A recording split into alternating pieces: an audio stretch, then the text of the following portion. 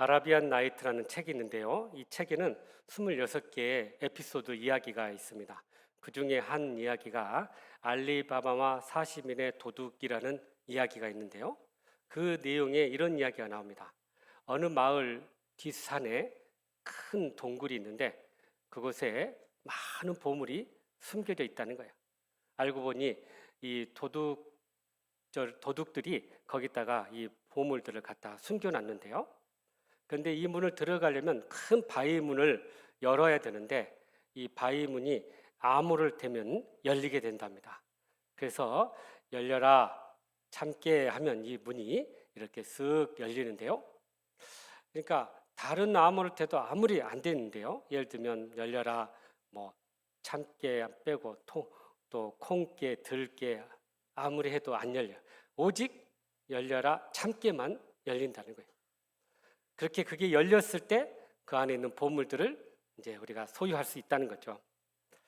여러분, 우리의 믿음의 문을 열게 되면 우리 앞에도 엄청난 천국의 보물들이 주어진다는 거예요.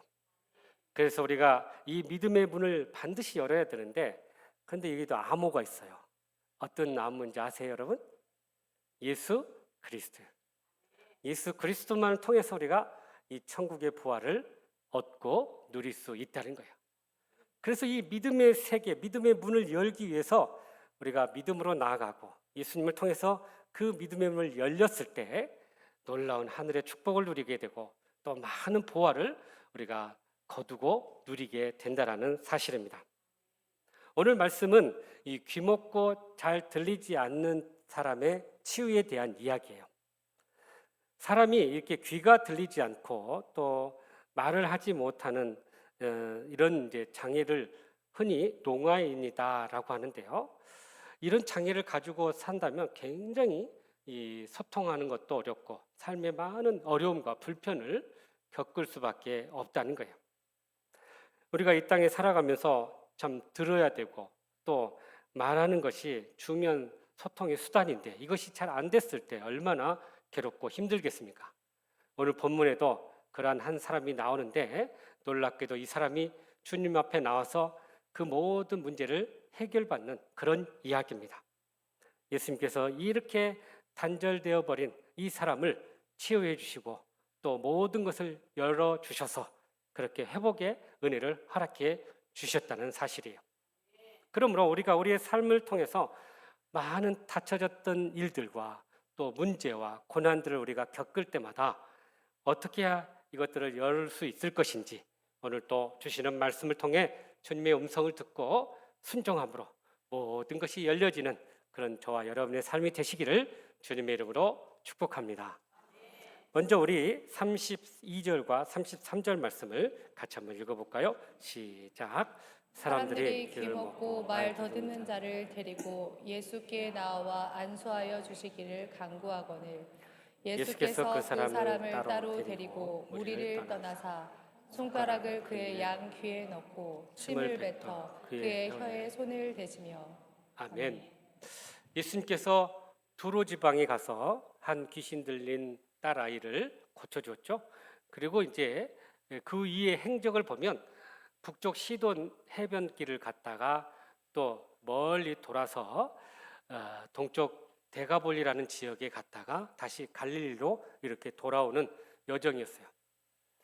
여러분 갈릴리가 당시에는 이 서쪽 갈릴리와 동쪽 갈릴리가 있는데요. 서쪽 갈릴리는 이 유대 갈릴리라고 했고요. 동쪽 갈릴리는 이방 갈릴리라고 불러요. 이 데가볼리 지역이 바로 이방 갈릴리 지역입니다. 예수님께서 지난번 거라사 지역에 가서 귀신을 쫓아냈던 지역이 바로 이 데가볼리 이방 갈릴리 지역인데 오늘 또 보니까 그곳을 지나서 다시 갈릴리로 이렇게 들어오는 여정을 우리가 보게 됩니다. 그런데 어느 지역에 갔더니 이곳에 귀먹고 잘 말을 못하는 한 사람을 사람들이 예수님 앞에 데리고 나왔어요.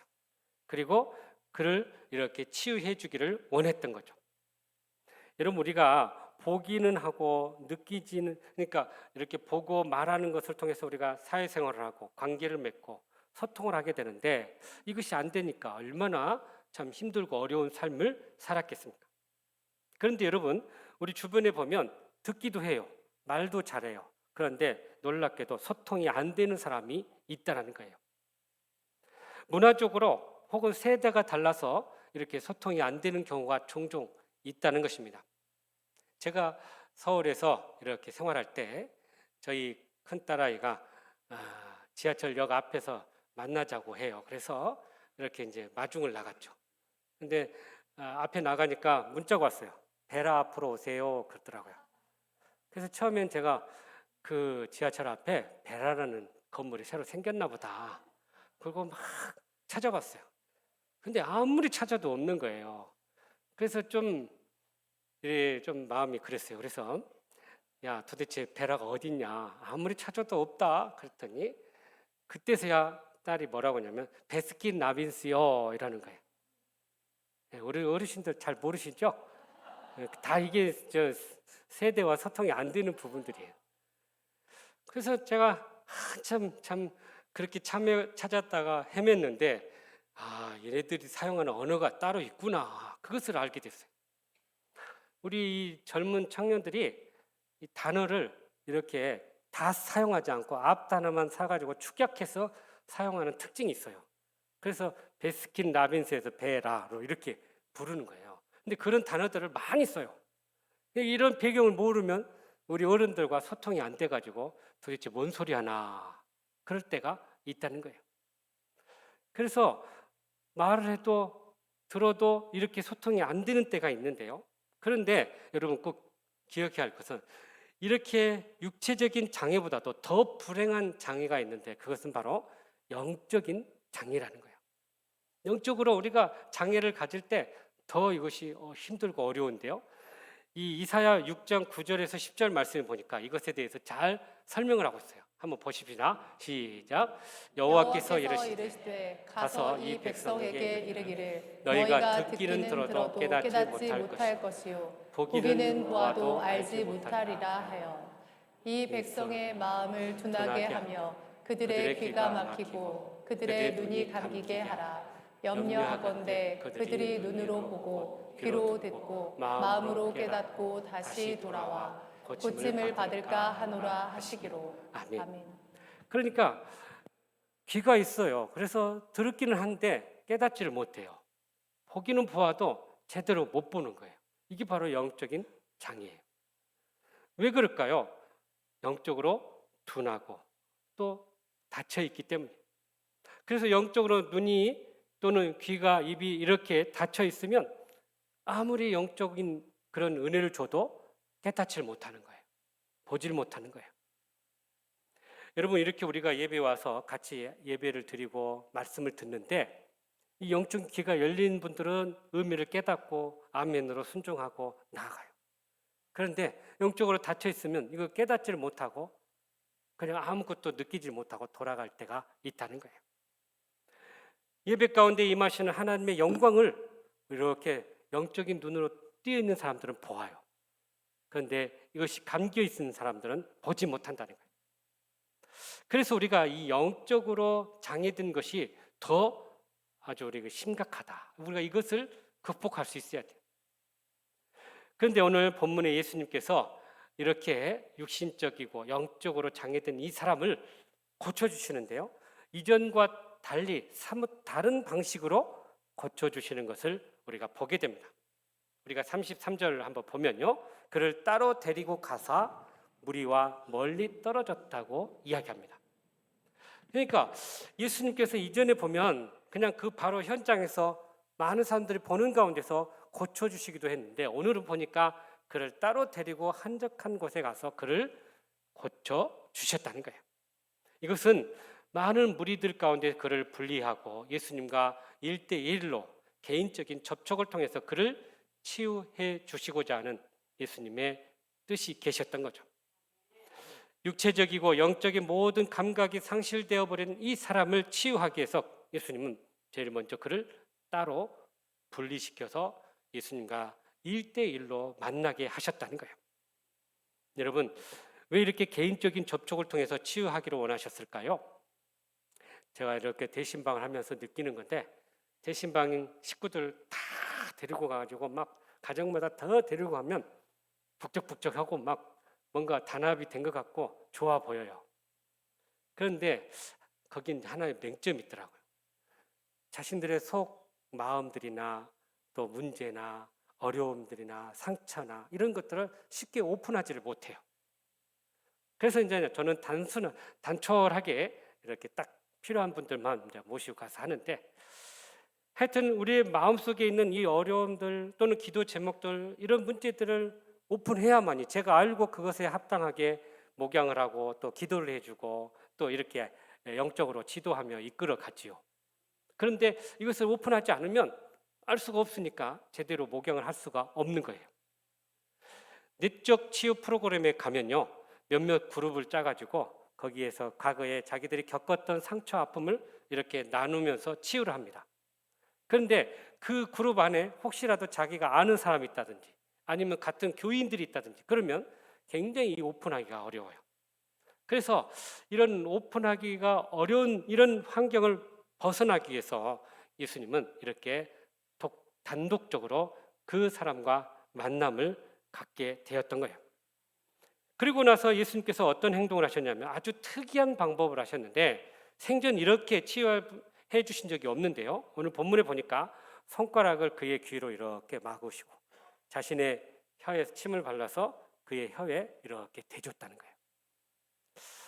지금 같으면 이렇게 침으로 바이러스를 옮기니까 왠지 이런 치유 방법은 좀 꺼려할 것 같아요. 그런데 예수님께서 놀랍게도 이런 방법을 쓰셨다는 거예요.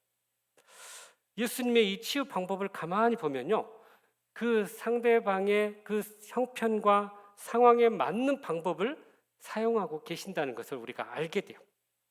듣지도 못하고 말하지 못하는 이 사람을 이렇게 치유하기 위해서 아주 독특한 방법을 사용하셨던 거예요. 그가 남아있는 감각들을, 또 닫혀있는 감각들을 살리기 위해서 이렇게 귀를 막고 입에 침을 바르면서 그렇게 치유를 해주기를 원하셨던 거죠. 그러니까 개인적으로 만나시고 또 그를 특별한 그의 형편의 상황에 맞게 치유해 주시면서 그를 온전하게 치유하기를 원하셨던 거죠.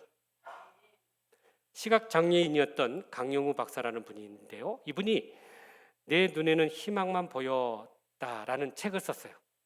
사실 이분이 태어나면서 시각장애를 앓고 태어났는데요, 부모님과 또 누나가 일찍 세상을 떠납니다. 그러니까 혼자 이제 이렇게 어렵게 살게 됐는데, 그런데 하나님 은혜 가운데서 예수님을 만나게 되고 그래서 그의 인생이 이렇게 펴지게 돼요.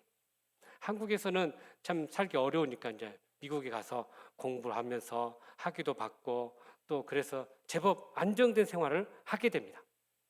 그런데 이렇게 중년이 되었을 때 암이 발견이 돼요. 그것도 시한부 인생을 살게 되는 그런 삶을 살게 됐어요. 그러니 주변 사람의 그 사람을 보고 하는 말이, 저렇게 고생하고 애쓰고 참 수고했는데 어떻게 암이 걸리냐, 참 인생도 불공평하다, 하나님도 참 너무하다, 이런 이야기를 쏟아내는 거예요. 그런데 놀랍게도 이 강용우 박사는 그런 말에 전혀 흔들리지 않고 오히려 자기는 그 상황 속에서 하나님을 만나게 됐고 또 거기서 희망을 발견하게 됐다라고 고백을 합니다.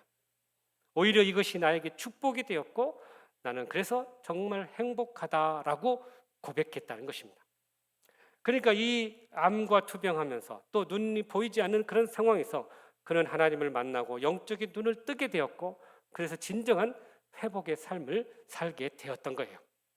그러므로 여러분, 우리 앞에 있는 많은 불행한 이 장애들이 반드시 축복으로 바뀔 수 있다는 이 믿음을 가지고 그렇게 우리의 영적인 눈과 귀가 띄어져서 그렇게 영적인 세계를 경험하는 저와 여러분의 삶이 되시기를 주님의 이름으로 축복합니다. 계속해서 우리 34절 말씀 같이 읽어보죠. 시작. 하늘을 우러러 탄식하시며 그에게 이르시되 에바다 하시니 이는 열리라는 뜻이라. 아멘.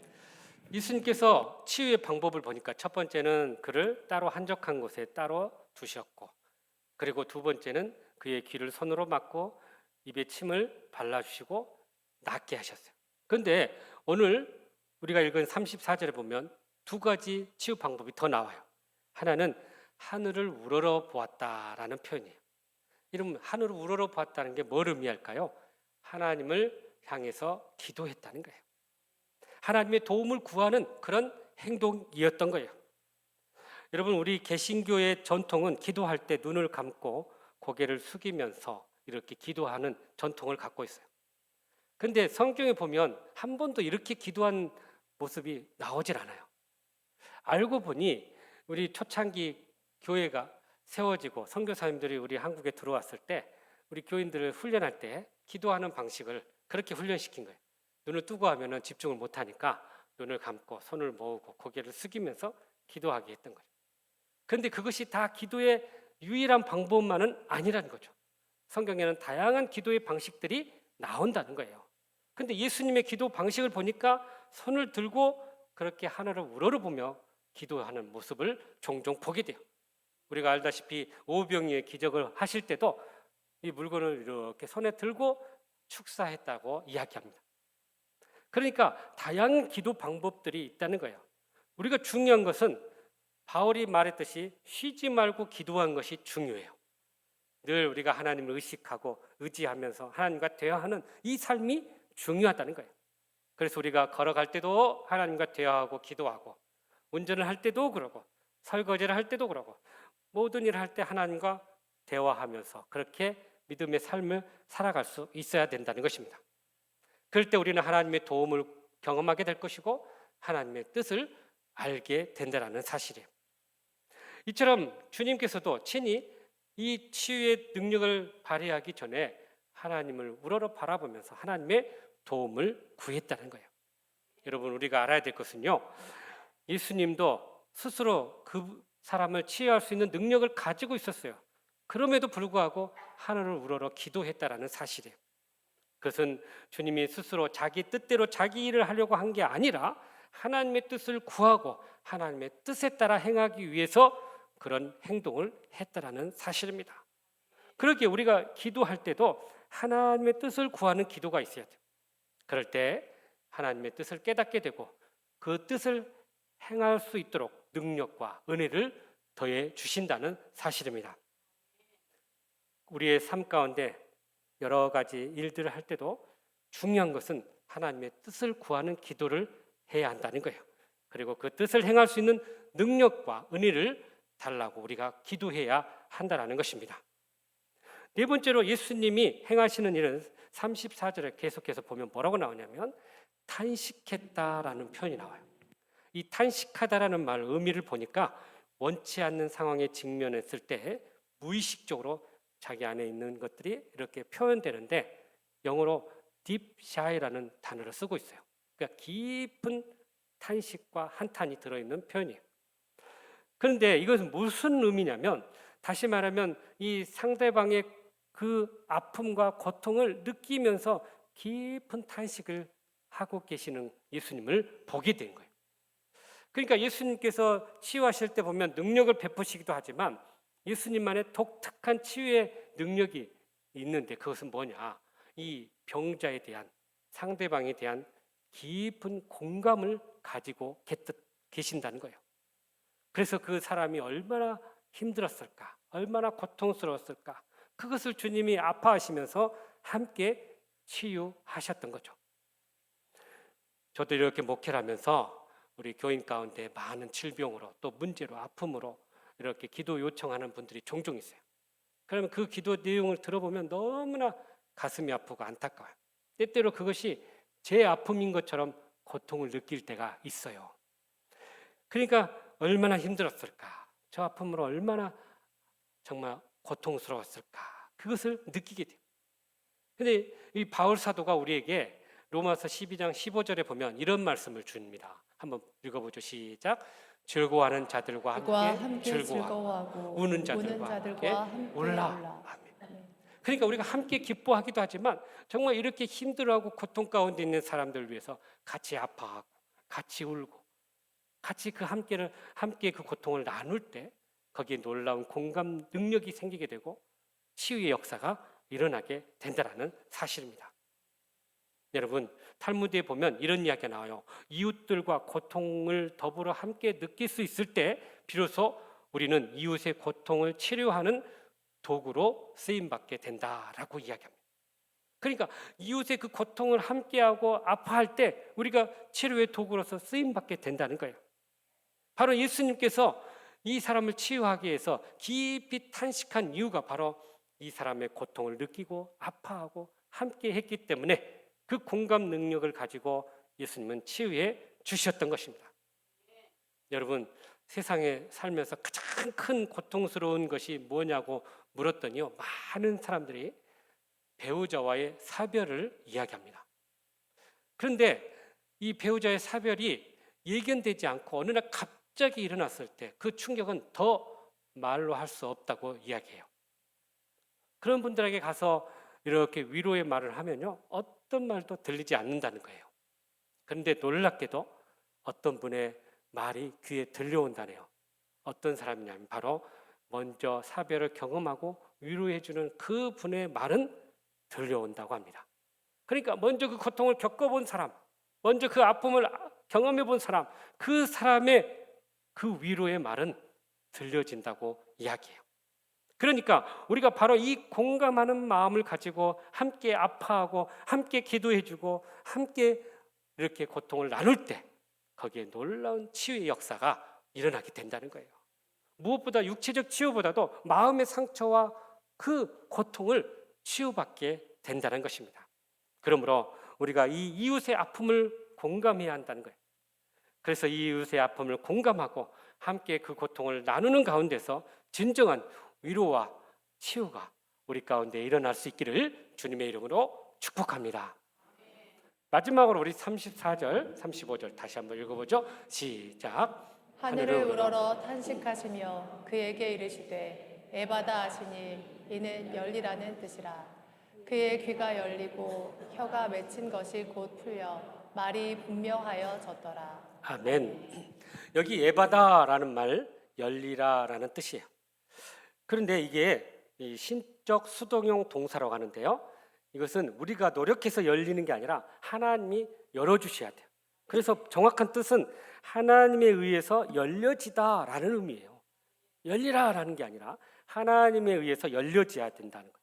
그러니까 우리가 믿음으로 선포하면서 하나님께서 열려주십시오라고 고백하는 내용이 바로 이 에바다인 거예요. 그렇기 때문에 우리에게 막혀있는 모든 문제들이 열려지기 위해서는 바로 이 하나님의 은혜가 필요한 거예요. 우리가 노력해서가 아니에요. 우리의 힘으로도 아니에요. 우리의 경험으로도 아니에요. 하나님이 열어주셔야 돼요. 그래서 그 하나님의 은혜를 구해야 돼요. 그 하나님의 능력을 구해야 돼요. 그 하나님의 도움을 구할 때 비로소 우리의 모든 문제가 열려지게 될 줄로 믿습니다. 지금 여러분의 인생 가운데 막혀있는 문제가 있습니까? 고통을 주고 있는 질병이 있습니까? 상처가 있습니까? 자녀들의 문제로 인해서 또 진학과 또 여러 가지 관계 문제로 어려움을 겪고 있습니까? 그렇다면 믿음으로 열려라 에바다 외칠 수 있기를 바랍니다. 하나님께서 그 말씀을 듣고 믿음으로 우리의 모든 문제가 열려지도록 인도해 주실 것입니다. 그래서 우리의 다친 마음이 또 믿음의 세계가 믿음으로 열려질 수 있기를 바랍니다. 모든 문제와 장애물도 그렇게 다 사라질 수 있기를 간절히 바랍니다. 우리의 질병도 상처도 다 치유될 수 있기를 바랍니다. 언제요? 바로 에바다 믿음으로 열려라 라고 외쳤을 때 주님의 역사가 우리의 삶 가운데 일어나게 될 줄로 믿습니다. 헬런 켈러가 있어요. 이분은 듣지도 못하고 말하지도 못하고 또 보지도 못하는 삼중고의 고통을 겪고 있었던 사람이었어요. 그런데 놀랍게도 이 사람이 좋은 선생님을 만났어요. 설리번이라는 귀한 선생님을 만나서 마음의 눈을 뜨게 되고 영적인 눈을 뜨게 되었어요. 한 번은 이 설리번 선생님과 헬렌 켈러가 대화를 합니다. 선생님, 갈색이 어떤 색깔이에요? 헬렌의 머리 색깔과 같은 색깔이야. 제 머리 색깔이 아름다운가요? 헬렌의 마음처럼 아름답고 곱단다. 이런 대화를 해요. 그러니까 이 선생님의 놀라운 그 가르침에는요, 이 헬렌 켈러의 마음의 상상력을 자극하고 그래서 마음의 눈으로 세상을 볼 수 있는 그런 방법을 깨우쳐 줬던 거예요. 그래서 그렇게 삼중고의 고통 가운데 살면서도 이 헬렌 켈러가 너무 기뻐하면서 감사하면서 행복하게 살았던 거예요. 그래서 이 기쁨의 고백을 자서전적으로 쓰는데 마이 스토리라는 이 책을 썼는데 여기에 아주 감동적인 또 이야기가 하나 나옵니다. 그에게 내가 사흘만 눈을 뜰 수 있다면 어떤 일을 하고 싶은가 그렇게 이제 이야기하는데요. 첫째 날 그동안 자기에게 도움을 줬던 분을 찾아가서 고맙다, 감사하다고 그렇게 이야기하고 싶다는 거예요. 두 번째 날은 아침에 해가 뜨는 모습을 보고 싶다는 거예요. 그리고 박물관에 가서 또 미술관에 가서 자기가 보고 싶은 것을 보겠다는 거예요. 그리고 하루를 이렇게 살면서 참 세상 사람들이 사는 그런 행복한 모습도 보고 또 고통스럽게 어렵게 사는 모습들도 보고 싶다는 거예요. 세 번째 날은 어떻게 살란가 했더니 세 번째 날 또 아침에 해가 뜨는 것을 다시 한번 보고 그리고 그렇게 세상 사람들을 한 번 더 보고 나서 이분이 뭘 보려고 했냐면 이 극장에 가서 희극을 보고 싶다는 거예요. 그래서 마음껏 한번 웃어보고 그렇게 그 기쁨을 마음에 간직하고 싶다라고 그렇게 이야기합니다. 그러면서 여러분 이런 이야기를 해요. 우리가 앞을 이렇게 사는데 모든 것이 닫혀 있고 또 암담하고 정말 희망이 없어 보일 때 이 헬렌 켈러가 이 말을 합니다. 하나의 문이 닫혀 있으면 분명 다른 문이 열리게 마련이니 다른 문을 찾아보십시오라는 말을 남겨요. 그러니까 우리가 다 닫혀 있다고 해서 모든 게 닫힌 게 아니라는 거죠. 거기에는 우리가 믿음의 눈으로 영적인 눈으로 보면 열려줄 수 있는 그런 세계가 있다는 거예요. 여러분 중에도 본문의 병자처럼 닫혀진 세상에서 살고 있는 분이 있을 것입니다. 그렇다면 먼저 우리가 주님 앞에 우리의 마음의 문을 열 수 있기를 바랍니다. 주님께 우리의 마음의 문을 열었을 때 주님께서 우리의 마음을 만져주실 줄로 믿습니다. 우리의 닫혀진 눈을 만져주실 줄로 믿습니다. 우리의 어눌한 입을 만져주실 줄로 믿습니다. 그렇게 우리의 모든 것을 만져주실 때 우리의 모든 세계가 새롭게 열리게 될 줄로 믿습니다. 이 시간 여러분의 모든 닫혀진 문제들이 에바다 열려라, 에바다 열려라 라고 선포하며 나아갈 때 모든 문제가 해결되고 열려지는 그러한 복을 누리는 저와 여러분의 삶이 되시기를 주님의 이름으로 축복합니다. 사랑하는 성도 여러분, 우리의 닫혀진 문제들이 열려지기를 원하십니까? 그렇다면 오늘 주신 말씀처럼 먼저 우리의 불행한 것들이 축복으로 바뀔 수 있다는 사실을 믿고 그렇게 영적인 눈과 귀가 열려질 수 있기를 간절히 바랍니다. 또한 이웃의 고통을 함께 공감하고 함께 나누면서 진정한 위로와 치유의 도구로 쓰임받을 수 있기를 간절히 바랍니다. 나아가서 믿음으로 에바다 열려라 선포하면서 그렇게 믿음으로 나아가면서 모든 것이 열려져 있기를 간절히 바랍니다. 그리하여 우리의 삶의 모든 것들이 해결됐고 그렇게 응답받아서 감사의 삶이 넘치는 저와 여러분의 삶이 되시기를 주님의 이름으로 축복합니다. 기도하겠습니다. 사랑과 은혜가 풍성하신 하나님, 우리의 삶에 닫혀졌던 모든 문제들이 다 열려지게 하여 주시옵소서. 해결되게 하여 주시옵소서. 그렇게 영적인 눈을 뜨고 우리가 정말 주님 안에서 행복한 삶을 살아가는 저희들 되게 하여 주시옵소서. 예수님의 이름으로 기도하옵나이다. 아멘.